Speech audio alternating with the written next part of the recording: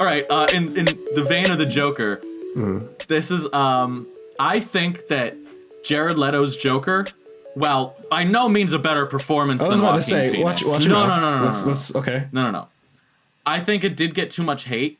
And I think in terms of authenticity to the comics, which is what a lot of Joker fans complained about with Jared Leto's Joker, I felt like it reminded me more of the Joker that I've read in certain comics or seen in certain cartoons than the Joker in Joker. And I think part of that is that Todd Phillips wasn't trying to make a comic book movie, and that's clear to me, and that's fine. Like, I don't care if you're accurate to the comics. That is not a barometer of quality to me. Okay.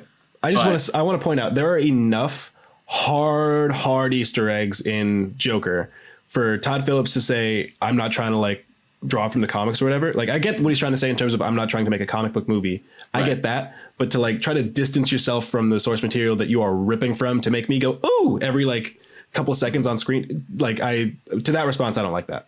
Okay. Please continue. Well, just like the main things that Jared Leto's Joker gets shit for is that he's like more of like a crime boss than he is like the Joker, like the more like anarchistic Joker or whatever. And I felt like Gangster Joker or like Hot Topic Joker wasn't that off. Like he is in a lot of variations of the Joker, he is essentially a mob boss. Like the Jack Nicholson's Joker, which a lot of people love, is literally a mob boss turned nuts. And I don't mind that interpretation of the Joker. It is a take. It is not a good or a bad take to me. It is just an interpretation of it. So I really think his interpretation of the Joker is valid as much as any of the other ones. Also, just in general, and this is probably fair, but that movie's terrible, and I think he gets a lot of the shit for it that isn't warranted. I think had he had more screen time, the movie would have been better. You know. I also think he's much better than the Enchantress in that movie.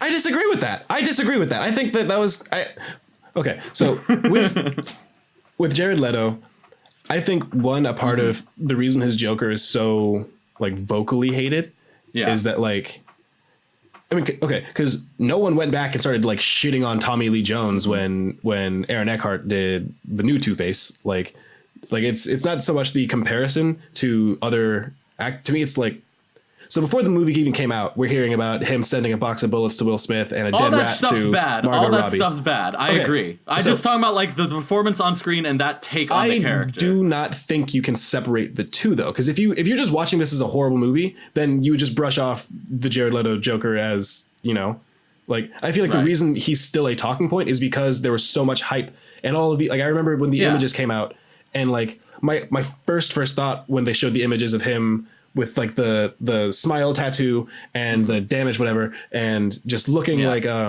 meth head Joker. Yeah.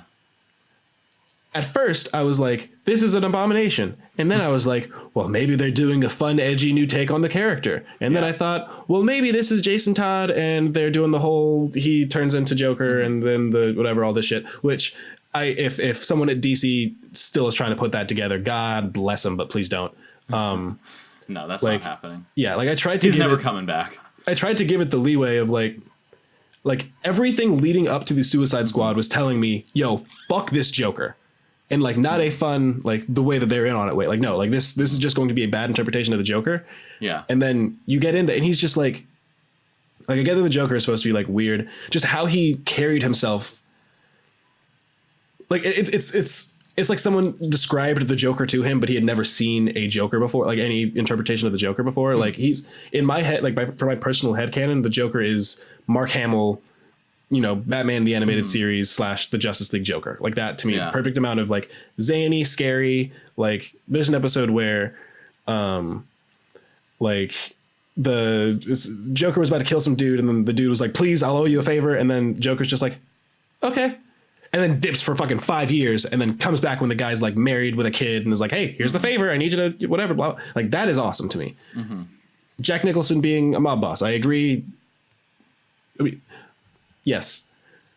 With like I was about to say like, oh, well, yeah, but I'm trying to extrapolate. No, like, yeah, he was the mob boss. I don't see Jared Leto's Joker being a mob boss as the problem. It's like, oh, I know that Joker has a toxic relationship with Harley Quinn. And then you see a toxic relationship with Harley Quinn on screen, but not the toxic relationship with Harley Quinn. It's that's the thing. I think it's more his like the way they use him in the story. I think is worse than the actual take on the character.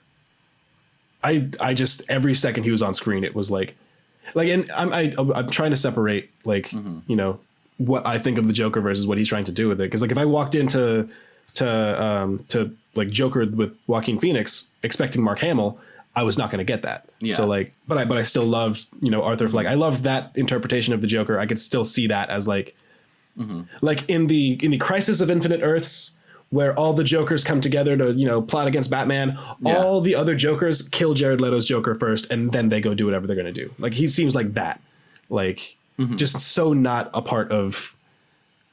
And it could, again, just my personal Joker headcanon. He's just so far removed.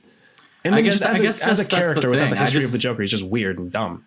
I don't know. I just don't think he's that far. Like, I agree he's the worst one we've seen live action, but I just don't think he's that far from the others, like in terms of what they were going for. Again, execution is one thing. Mailing used condoms to Margot Robbie is not a good look, but like the actual choices they made in designing that character and scripting him, I don't think were bad. I think like if Jared Leto being probably a bad dude aside, if they had decided to bring his Joker back in like Birds of Prey or something, I would be down for it. I'd be like, let's see what happens if they tried this again. But whatever. That's just how I feel.